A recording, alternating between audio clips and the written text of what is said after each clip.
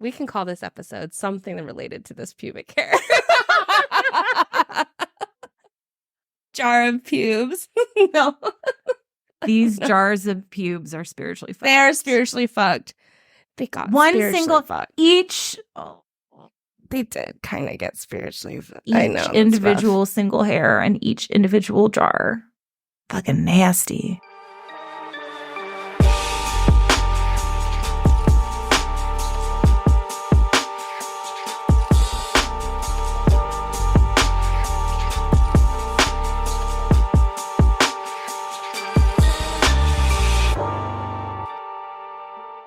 So doing the research on this episode, is that what struck the Japan?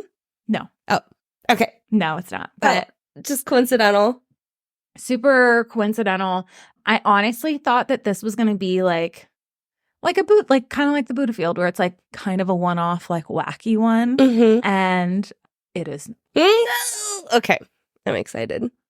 I am conflicted because I'm excited to tell it, but it's really fucked up. But it's really fucked up. It's more fucked up than you imagine. Oh, gosh. Really? Because we listen to a lot of fucked up shit. It is the most fucked up. Oh, okay. Highest body count. Oh, shit. Yeah. Okay. Yeah. And but like wacky in the way that only something from Japan can be. Oh, God. Oh, my God. I can only... I don't know what happened in my head just now. But in my head, I just imagined some like anime character with a knife walking around in all of Japan. But like a real life anime character. But also, you're not wrong. Oh my God, stop it. You're not wrong. That's oh my God. Okay. My brain took it there. Yeah. It'd be right. There is aspects of all of that. So this one is about Aum Shinrikyo. Aum Shinrikyo. Aum Shinrikyo. So reminds me of Capipio. So this one, there is a trigger warning for suggestion of school violence, death of a bebe, and sexual assault. Damn. Okay. It is the spectrum. It is the full spectrum it's of all of the triggers. So if you were at all triggered by any episode so far, then this is just probably not the one for you. Yeah, it's going to trigger you right again. Mm-hmm. So I'm trying to find a picture of this guy. Can you, are you having? Yeah. Let me send you. Oh my God. Oh, are you finding him? I see him already. Okay. So that is not what I pictured. That's not what I pictured. What are you saying? I'm seeing this guy. I'm trying to not get in trouble. He's just wait until you know more about him. Okay. To make it even more ridiculous. Okay. So see, some of the pictures he's okay. These are just the least flattering are the first two. And sometimes it'd be like that. Well, he's pretty yuck. So this cult, Aum Shinrikyo, was started by Shoko Asahara. He was born Chizu Matsumoto on March 2nd, 1955, to a very poor family in Kumamoto Prefecture on the southern island of Kyushu, which is like that bottom island. Mm-hmm. Mm-hmm. And like Kumamoto Prefecture is where it's like very picturesque and like beautiful and like kind of small, like cobbletown, like cobblestone roads and stuff. Mm-hmm. Like I think that's where they have like the inspiration for Kiki's Delivery Service, that Studio Ghibli movie, was kind of like around that area. But anyway, so Asahara was born completely blind in the left eye and partially blind in the right. And he had a brother who was fully blind. So his parents knew that the government would help subsidize his education in a way that they couldn't. So they sent him to the Kumamoto School for Blind in 1960 something. 1960 I believe it was 1961. It was 1961. Yeah, because he was 6. So in school, he was a massive bully. Oh, no. Yeah, he was physically larger than most of the other kids, and then had the advantage of being able to partially see. So he could manipulate, intimidate, like he could do all the things. And if he didn't get what he wanted, he would just resort to violence. That is fucked up. He does have that clear advantage of being able to see just a little bit in that one eye. Yeah. Yeah. So he would constantly tell his teachers that, and his fellow students, that if he didn't get what he wanted, he would set the dorm on fire or he would bring a gun and shoot them. So he was born coming from a place of violence. It was like just in him. But when they was reprimanded, right, when they'd be like, we're going to call the police, he'd be like, whoa, whoa, whoa. I didn't do any of those things. I was just saying. And if I didn't do any of those things, I can say whatever I want as long as I don't act on I won't them. get. What a and it's little up to you. It's up to you to decide if you think I'm really going to do it. What a little shit. Yeah. What a brain like fuck. Super fucking insane that he was doing that like in school. At the young age of. And so his teachers were super, super concerned, but then they would see him like reach out to a kid that was having a hard time and they would be like, what the actual fuck is happening? They're like, oh, wait, he shows compassion. Yeah. Oh, so wait. He shows compassion for some. Like it's the like lowest whiplash. It's like it was like he would see the kids that were really struggling and like try to take them under his wing, which is like. A shit wing, though. What if he was trying to like start a gang? Oh my God, I'm so fucked up. Never mind. Were you imagining a gang of blind kids? Yeah. That's so fucked up. Wait, no. Edit that out. That's so fucked up. A bunch of little daredevils. Yeah, okay. They're right? He's blind and he's just like... Yeah. Senses are heightened. Oh my God. So there's this partially blind or partially sighted human. Is this the guy who's like running around killing people? Yes and no. Okay. Not the person that, I see. Not the person that does. We'll see. All right, we'll see. Okay. So as he gets into high school, he starts extorting kids for money. Kids in the school always wanted to go to town and go to cafes and like hang out in shops, and they needed an aide because they couldn't see. And Asahara could take them because, he was partially blind, so he counted as an aide. So they would be like, okay, you'll guide me. And he'll be like, yeah, but for this amount of money. That is some bullshit. And so he was really, really concerned about like saving money. He saved like $3,000 by the time I was going to say he was hustling. Yeah, because he didn't want to he knew that his family was poor. Yeah. And he knew the only way when he was done with school, arrive above his station was money. Yeah. So he was also very into judo. This is like, it kind of, he was a black belt in judo while he was still in school, which seems neither here nor there, but it does come back later. So I'm just inserting that here because chronologically, this is when he was doing judo. Yeah. But the Kumamoto School for the Blind often turned out graduates who would go on to become acupuncturists and Chinese medicine practitioners, which was a common occupation for blind people in Japan at the time. However, Asahara didn't want to be like pigeonholed, and he really wanted to be a politician. So he ran for multiple school office positions multiple times. Did they look at his? I was gonna say they're not gonna forget all of this shit behavior and what he's capable of, and the way that his brain works. All of a sudden, because he's. And I think what he trying to put on a good face. People are doing what I'm telling them to do. They will vote for me, but people were just scared of him. Yeah. And they were like, they don't want to vote for someone that they're scared of. Right. And give you more power. And just feeding the fire. Yeah. And I think that he's super depressed after he lost. And a lot of people say that this was kind of a big turning point for him because it kind of informed his later behaviors with dealing with people, especially like how to kind of win influence over people. So after graduating, he opened an acupuncture clinic in Kumamoto and was doing really well. However, he was involved in some sort of fight where several people were injured, and so he ended up fleeing to Tokyo in 1977. Oh, I did not get much more information. Yeah. Other than an article in the newspaper. So he was able to open up his own acupuncture clinic where he had all of his like classmates working essentially? Or No, they just his own like private practice. Okay. And I mean, he did well. He was making money before he got in like some weird sketchy fight. Yeah. And I don't understand. This is not a part of the I'm so stuck. How do blind people do that? Acupuncture. What? They feel like they put their hands on a human body. Okay. And then they can base. Well, and have you ever been to an acupuncturist? Yeah. They like feel like all okay. So like it would actually be that is actually a really that's smart. good. Yeah. Okay.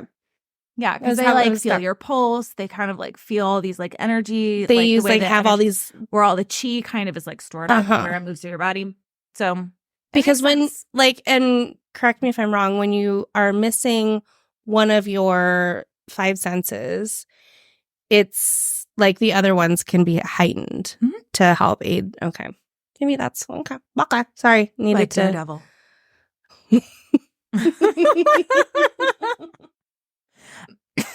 It's so stupid. Oh man, I had ice cream earlier, so I feel kind of phlegmy. Oh no, yeah, that happens, but worth especially it. with you. I know, worth it though. Yeah, it was a drumstick. I love a good drumstick. I can't eat them. I mean, I can. You can't. I have to go on strike. Yeah, I have to eat them in shame. Yeah, no, it was definitely worth it. But so I read in multiple sources that it's around this time that he starts fantasizing about being the supreme leader of a robot kingdom and rising to ultimate power in Japan and becoming the prime minister. So that sounds fucking out of control. But also, it's really funny because so like multiple sources said that like it was around this time that he like which is like, was he not like fantasizing about that as a kid? Oh, I'm sure. Was he just like waiting until he was like in his mid-20s to be like waiting to be like Robot Kingdom? Now I'm gonna.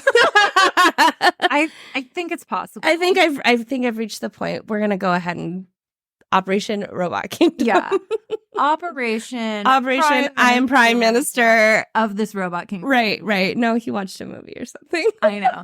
So he also started taking an interest in religion. He taught himself Chinese, studied philosophy of communist leader Mao Zedong, which is crazy impressive because I need like slight readers and I can't do any of that shit. Yeah, no. He's just like, it sucks that he sucks. It sucks that he sucks. Yeah. Because like if he didn't suck so hard, he could have like done anything. Yeah.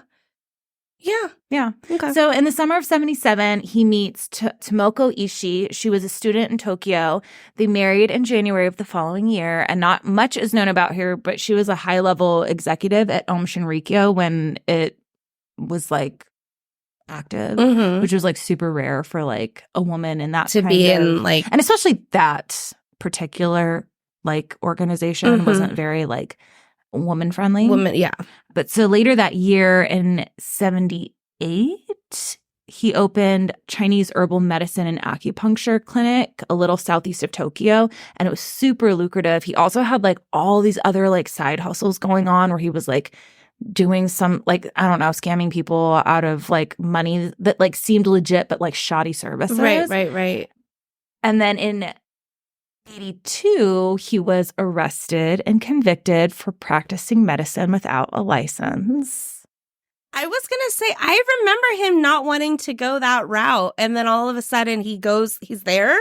And I'm like, who's working on these people? His he was classmates? Like basically selling like bunk cures. He was like selling like lemon peel in like alcohol and being like, this will like cure your cancer or whatever. It's very Gary. Very Gary.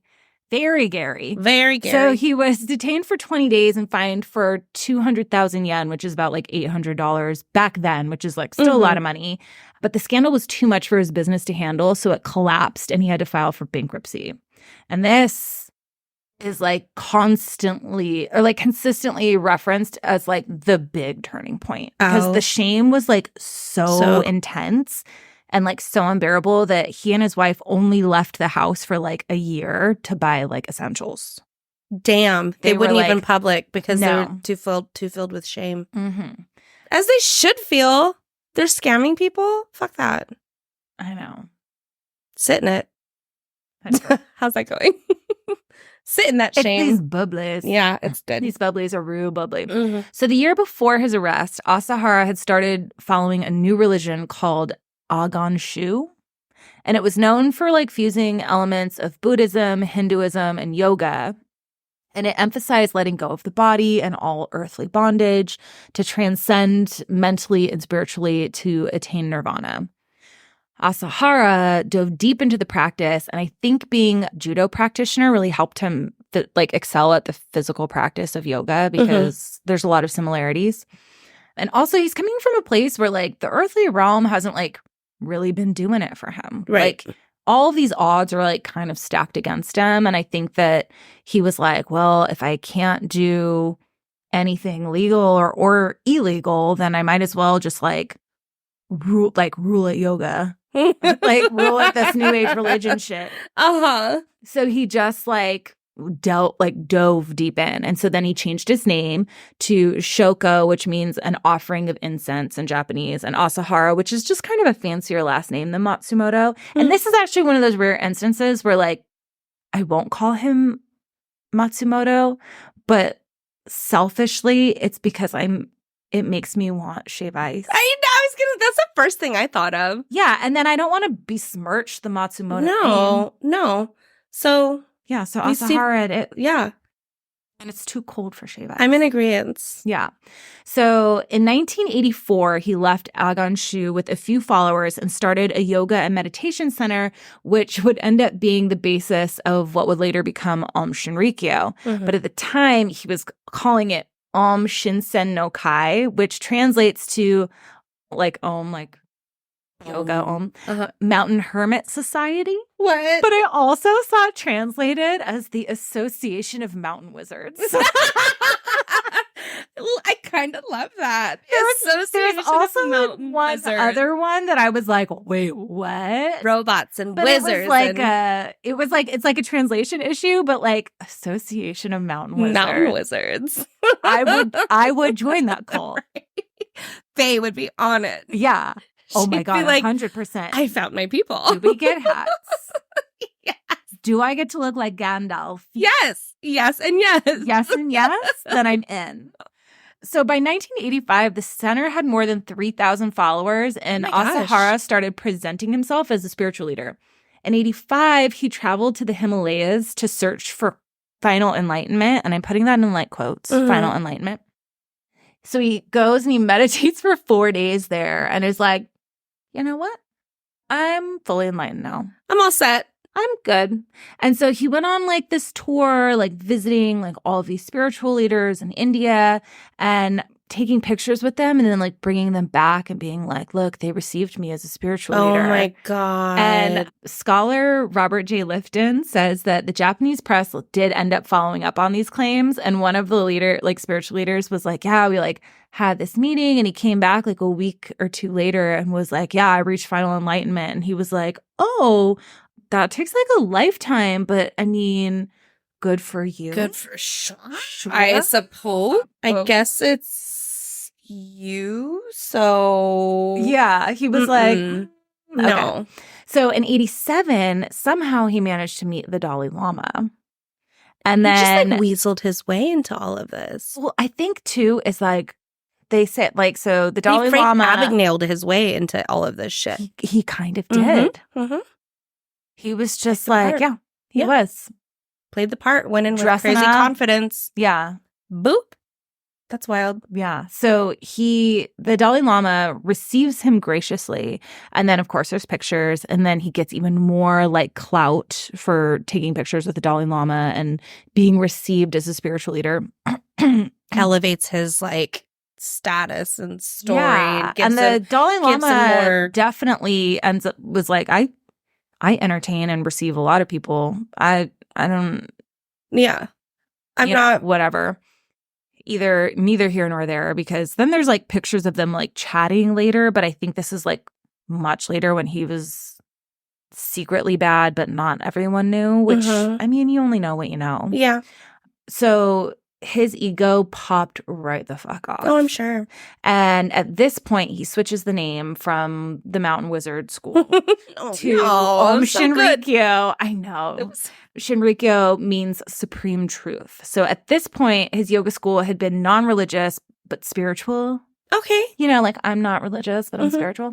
But then he was like, no, 100%, we are spiritual. We are a religion. And he starts focusing his teachings on Shiva, the Hindu god of destruction and rebirth. So, like, balance. No, it is. It's like you feel like you burn it down and then the sprout up and then the cycle of life. So he starts mixing Hinduism, yoga philosophy with Christian millennialist philosophy, which I thought meant he was taking elements of Christianity and speaking to millennials, like, real cool. I was like, wait a minute. Were there millennials back then? We were being born. No, that's not what I meant. Okay. Christian millennialism is like the book of Revelations, like apocalypse stuff. And so, like, that's what it is. Oh, it's wow. like Y2K, scary, end of the world shit. Mm-hmm. So he based a lot of his teachings on Isaac Asimov's Foundation series, and it's this huge, long body of work. But the gist is one smart nerd figures out how to predict the end of the world, so he starts a secret religious society to rebuild the world after the apocalypse, and the only way to survive and rebuild is through brilliant minds and cutting-edge technology. It's like set in space, and there's Apple Plus series based on it. But it's like very,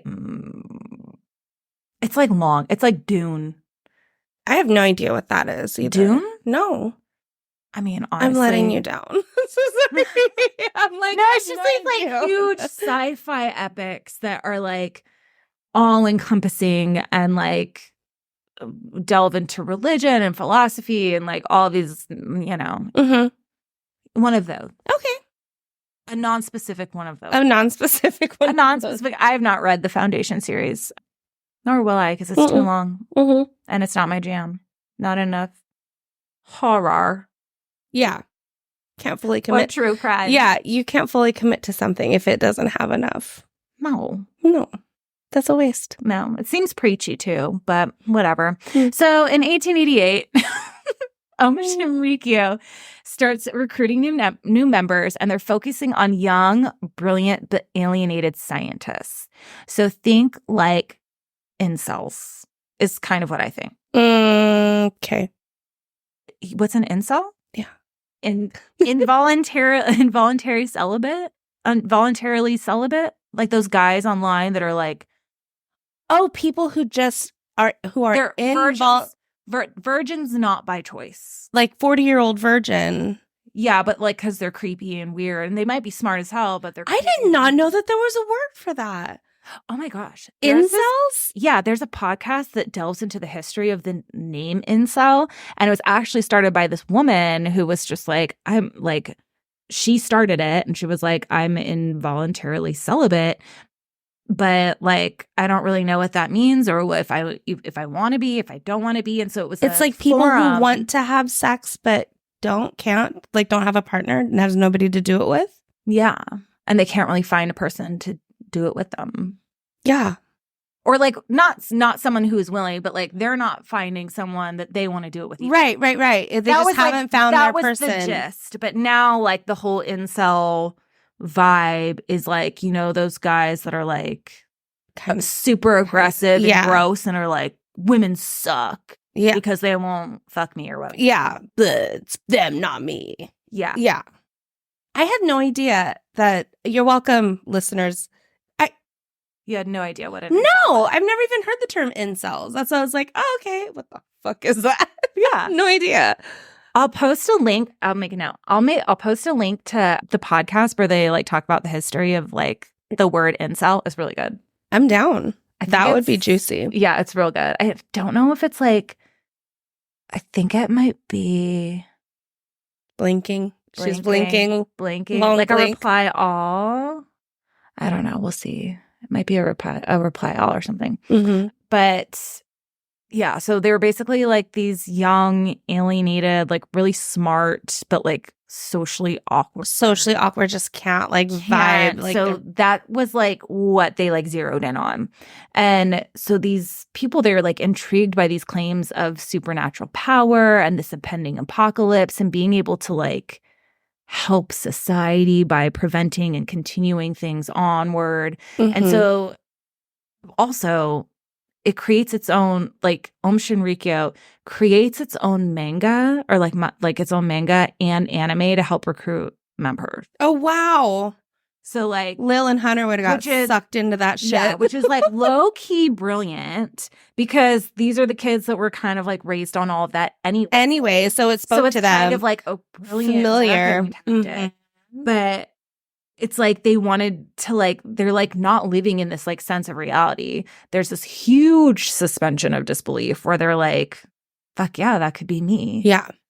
So 1989 was a banner year. Aum Shinrikyo got recognized by Japan as an official religion. They formed their own political party called Shinrito, the Truth Party, and launched 25 candidates into that year's elections, including Asahara. That year, they also started murdering people who wished to leave the cult. Okay. There it comes. Here it comes. So on February, in February of 89, 21-year-old Shuji Taguchi was strangled by members when trying to flee the organization. By members. Who were threatened with death if they didn't do it. Oh my God. 21 years old. That was still like, that's still an exploratory age where you're like, okay, this seems cool. Let me dip my toes in it. That was really brave of you. She took another swiggerooski of the. Oh, no. Okay. But yeah, that's an exploratory age where you're like trying to, let me dip my toes in here and see if I like it over here. It's cold. Yeah. For me, too late. Death. Strangle.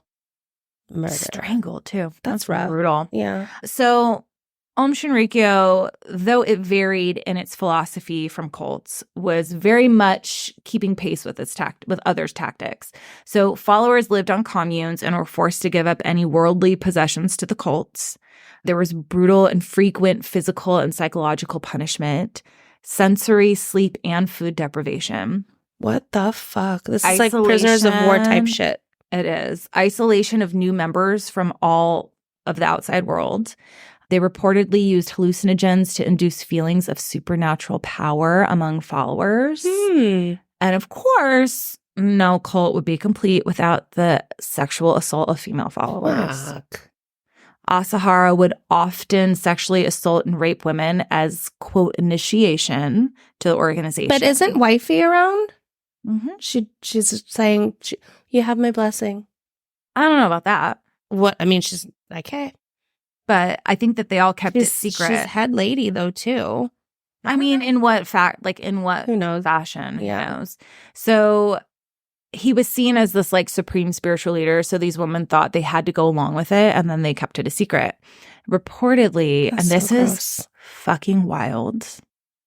That's so gross. It's a big number, huh? No, this is even grosser. What? What? So reportedly, and I could not find this fully confirmed, but there's so many sources that cite this. And because of how he was found later, it had to have happened. But reportedly, Asahara would take a single pubic hair from each woman, put it in a small glass jar, and like write their name on it. First of all, fucking ouch, because have you ever plucked a pubic hair?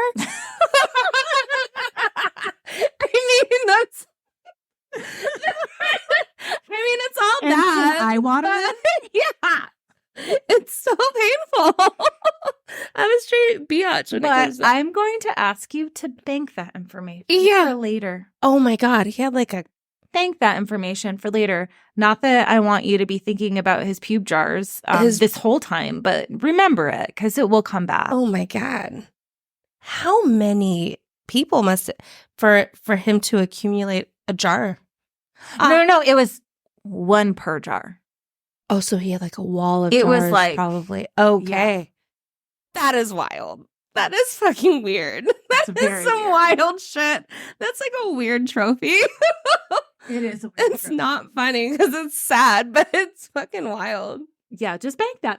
Okay. Because it's going to come back. Yeah. So by this time, Aum Shinrikyo had been on the radar of anti-cult activists, and Tsutsumi Sakamoto was an anti-cult lawyer who had just successfully won a case against the Unification Church, aka the Moonies, which was, they're like a kind of new age Christian cult, but they were founded by this man called Sun Myung Moon. So that's why they call it the Moonies. The Moonies. Mm-hmm. For the longest time, people would refer to the Moonies, and I thought they were like tin hat, like a cult of like tin, like, you know, like they wear the tin hat because they think the aliens are coming. Oh, like moon men. My God. For like, and this was recent that I thought this.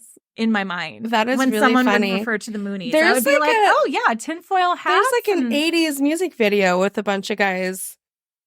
Are you thinking Devo? Maybe. They're like red cone hats. I think so. Is it? No, I don't know. No, I'm thinking like, you know, in Signs when like Joaquin Phoenix is wearing that little tin hat and like, you've never heard of tin hats? I didn't even watch it. No, I've seen a tin hat. Or like, well, no, like where people would put like foil on their heads because they didn't want aliens reading their thoughts. No. That was like a big thing like during the whole like UFO panic. Stop it. Okay. Because aluminum foil would like block any. Get your Reynolds wrap out and let's get serious about this. Reynolds only. Store brand does not. Fuck that Kirkland. Actually, I love Kirkland and it's probably better than Reynolds, but. Right. Yeah. I don't know because I don't live the Costco life because I have no self-control. So I had to cut myself off. I did too. Oh, you did too? I will only shop at business Costco now. I'm trying to be good. Because they don't have like jeans and sweatpants and like good hoodies and like slippers and like all the things. Dresses. I would have to like avoid the center. Mm-hmm. Books. Mm-hmm. Oh yeah, the books every time. And they're like $30 because it's like a pack of them. Yeah. For the kids. But yeah, I had to quit it. I got a business though, so I get my necessities, things we need. Mm-hmm. And that's been working. I like that for you. Yeah. And me. I would still have no self-control. I'd be like, it's still this parking lot's too full. I'm just going to go right. Yeah, I know. Let's go to this other one. No, honestly. Right to the middle. It's been good. I did definitely went this weekend and went for 4 things and left with much more, but not as bad. I spent under $200 at Costco, which is like nice. A big. It's usually like 4. Ugh. I know. Popping off hard. My God. I know. Okay, so Tsutsumi Sakamoto. He was that lawyer, anti-cult lawyer. He managed to run like this successful lawsuit against the Moonies. So he was preparing to do the same with Aum Shinrikyo, and his position was that members weren't willing participants, but they were lured into the organization by deception and held against their will by either threat or manipulation, which at this point they're already murdering people. Yeah, so the threat and manipulation is true. Active. Yeah. But so in order for this movement to gain traction, they needed a PR plan, which involved Sakamoto going out and talking about the danger of Aum Shinrikyo. In October of 89, Sakamoto goes onto TBS, Tokyo Broadcasting System. Oh, I'm like, Mom? Not TBS. Not very funny. Yeah. Not the channel. I'm like, wow. And he tapes an interview, and someone at TBS, again, Tokyo Broadcasting System, then leaks the tape to members of Aum Shinrikyo without Sakamoto's knowledge, which is, again, super illegal. Mm-hmm. A few days later, on November 3rd, 4 members traveled to Yokohama, where Sakamoto lived, and waited at the train station for him to go to work. The plan was kidnap him there, but never showed up because it was Culture Day in Japan, so he slept in with his family. The 4 members instead went to his home. Oh, fuck. Arrived at 3 a.m. The nerve. What fucking world is this guy late for his train, and later they show up at his house at 3 a.m.? At 3 a.m. They had to, like, what time was his original train? What time does I don't he know. I don't know. Maybe it was 3 a.m. the following. I don't think so, because they were at the train station already, and they were like, oh, it's too botched plan. And he's not here. Let's go to his house. I know. Botched plan. So they entered through an unlocked back door. This is rough. So maybe skip ahead if you don't want to know. Okay, so Sakamoto was struck on the back of the head, injected with potassium chloride, and then strangled. What is potassium chloride supposed to do? What's the point of that? I think it just fucking kills you. I don't know. Oh, God. Okay. I have no idea. So he was 33. His wife was 29. She was beaten and then injected. Damn. His son, fuck off, 14 months old, injected, and then his face was covered with a cloth. Each family member's teeth was broken to prevent identification, and then they were placed in metal drums and then hidden in rural areas of 3 different prefectures. And then their disappearance went unsolved for 6 years. That is fucked up. I'm wishing he went to the train station. Yeah. That is so fucking awful. I know. The baby, though? The baby. Come on. Okay. I know. So, escalating. Oh. To say the least. Yeah. 1990. So, they do end up getting found and being buried properly, but it's only after a lot of other stuff comes out. Yeah. So in 1990, their political aspirations dwindled. People of Japan thought it was off-putting that their main strategy was to have people dance outside of subway stations with huge, like, papier-mâché masks of Shoko Asahara's head. What? That's fucking weird. That is off-putting. It is. Wait, hold on. I have to show you this picture, though, because I do have a picture, and it is fucking hilarious. Oh my God. Are we fucking serious? There are so many. Uh-huh. And they would put on, like, choreographed little dances like that. Okay. That is off-putting. It is very off-putting. Yeah. So I'll post a picture. You have to on Instagram because it's ridiculous. Yes. 1991, they also redoubled their efforts to develop weapons, not only to help them survive the end of the world, but to help usher it in, because Asahara believed it was coming in 1997 specifically. Why? And don't know. All right. I have no idea. He thought the U.S. would eventually attack Japan and start a third world war. So they started developing these strategies to kind of get the ball rolling. Mm-hmm. So he wrote, quote, "As we move toward the year 2000, there will be a series of events of inexpressible ferocity and terror. The lands of Japan will be transformed into a nuclear wasteland between 1996 and January 1998. America and its allies will attack Japan, and only 10% of the population of the major cities will survive." He claims that is such, like, insane. Like, that is such, it's like, literally pulling shit out of his ass. Yeah. Just to, like, create scared. Yeah. There's, like, really no rhyme or reason. Yeah. He probably was like, let's just throw out 97. What do you think is going to happen when 97 rolls around and shit has not happened? Yeah. Well, obviously. So he's trying to make shit happen. Yeah. So he claimed that by his calculations, he might be able to save up to 25% of the population, but he urgently needed more resources. And because every day he was underfunded, lives would be lost and he wouldn't be able to save them. So he was trying to keep his number, his calculations up high. Okay. So to raise money, they began to make meth and small incinerators and sell them to the Yakuza. Oh, wow. Yeah. Small incinerators? Yeah, like small microwave incinerators for, like, bodies. Oh. Like small, like, little, like... Yeah, that's what I'm thinking. I'm like a portable... Like, who thinks to, like, make those and sell them as a, you know... He was very innovative. All right. Is innovative. Okay. Innovative.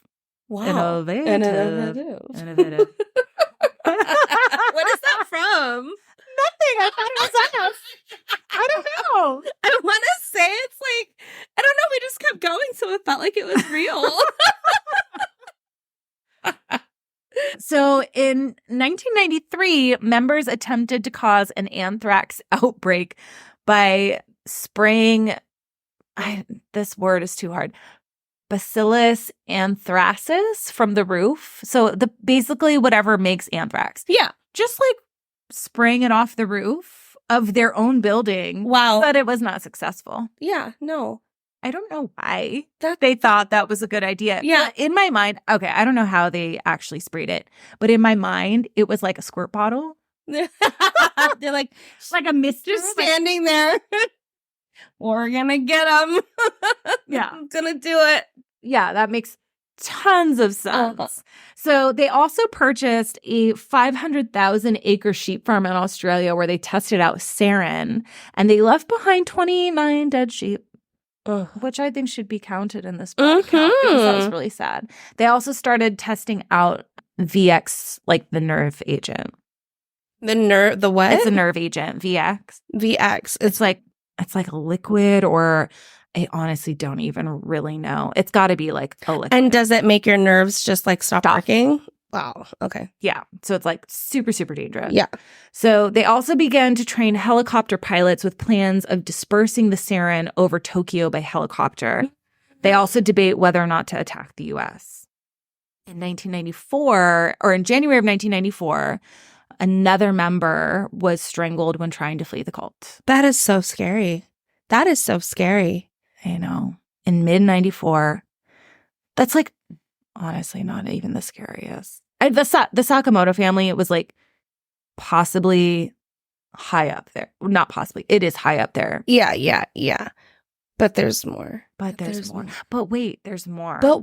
There's more. I know. So mid-94, Asahara was trying to set up an office and factory in Matsumoto, Nagano. Why was I going to... My brain right now. Mm-hmm. He was trying to set up an office and factory in Matsumoto, Nagano.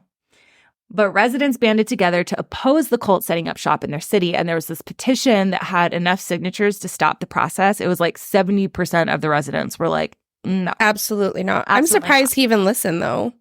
He was pissed. Yeah. Okay. And felt that. So they planned to release the sarin. There.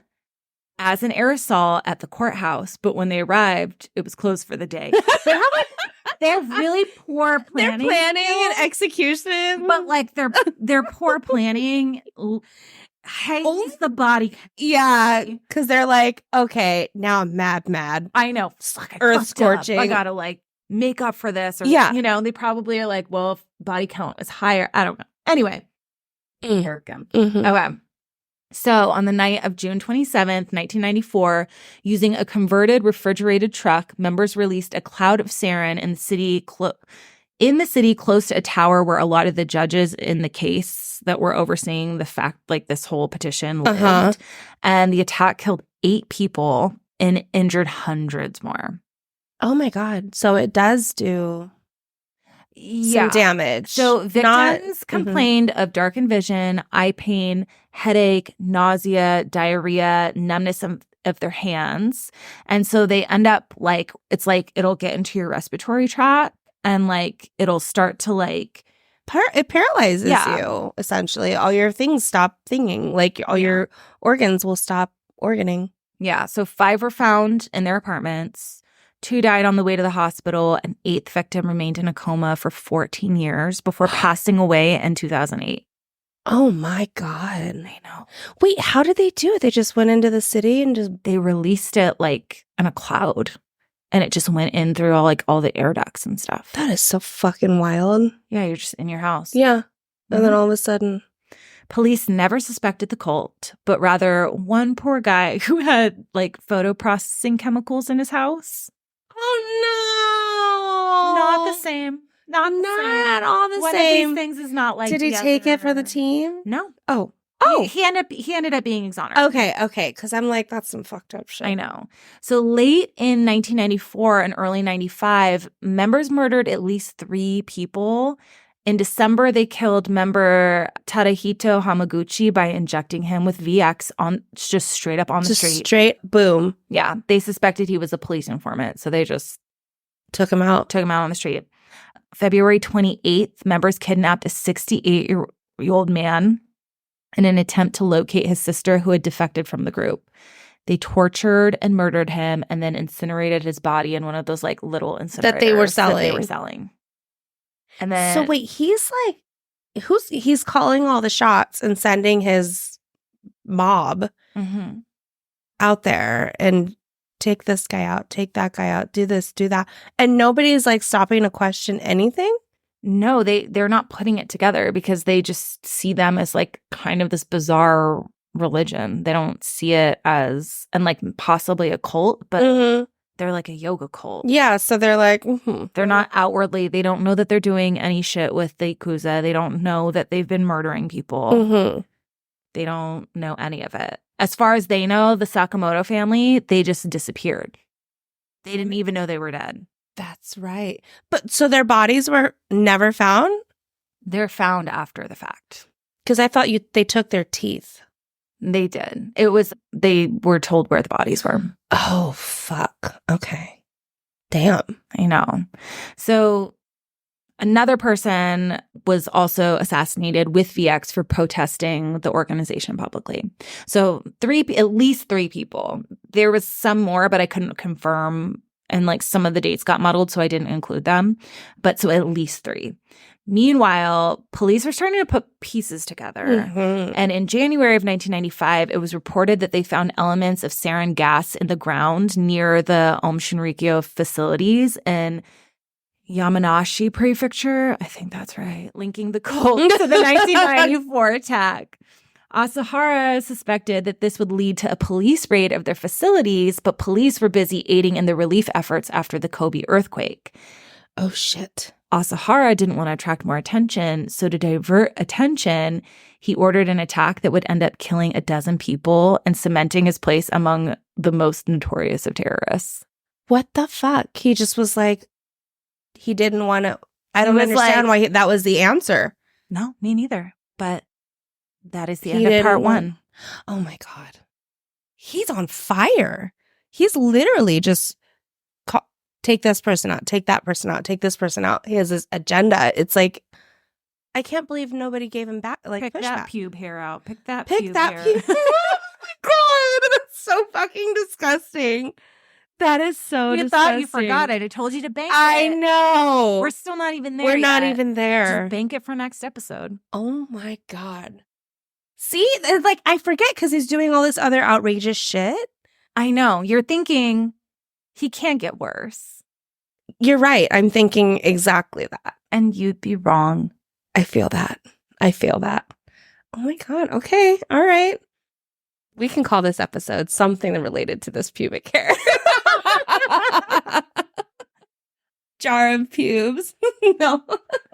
These jars of pubes are spiritually fucked. They are spiritually fucked. They got one spiritually single fucked. Each. They did kind of get spiritually fucked. Each I know. Individual single hair and each individual jar. Fucking nasty. That is so nasty. That's a next level nasty type shit. It is. That's like a weird trophy to keep. It is because, like, can you imagine? No. I'm like, can you imagine him being like, I doubt he asked permission. So what? All of a sudden, we're just like, no. He that's what I'm saying. Like, to or do you think twist he's like, the knife. Or does he go, I'm going to take this. And then you're like, oh God, it's coming. I suppose. He probably is like, give me this. Or I don't know. Ew, makes you pick. Do yourself. First of all, I couldn't. I would kill me now. I wouldn't be able to. The pain is too great.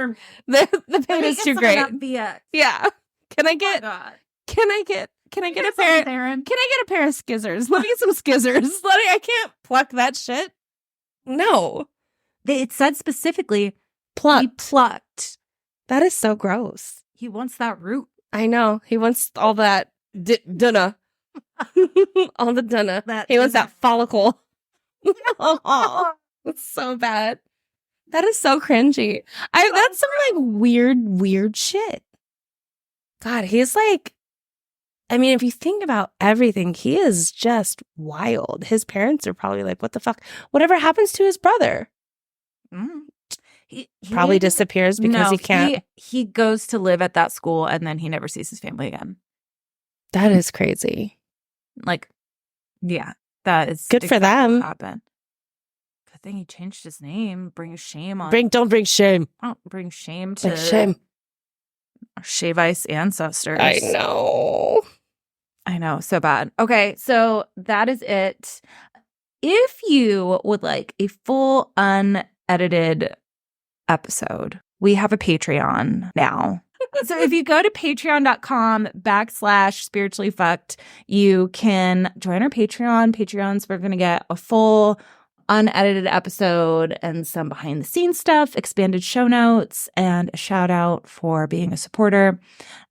If you don't want to do that, we still are on Instagram at spiritually effed podcast, where we'll share like half of that. Yeah. And we're still happy that you listen. Yeah. Thank you. Thank you. Sorry, this one is real rough. I know. Honestly, I don't like the baby shit. Not one bit. I know. The next one I don't think is... No, there's no babies in the next one. But okay. That's better. That's that baby's still lingering over this one. I know. It still happened. It is. Okay. Well, we'll see you next episode. Bye. I don't know. Do this. I'm so... I think like, bye, bye, bye, bye. From Shaun of the Dead. I think so.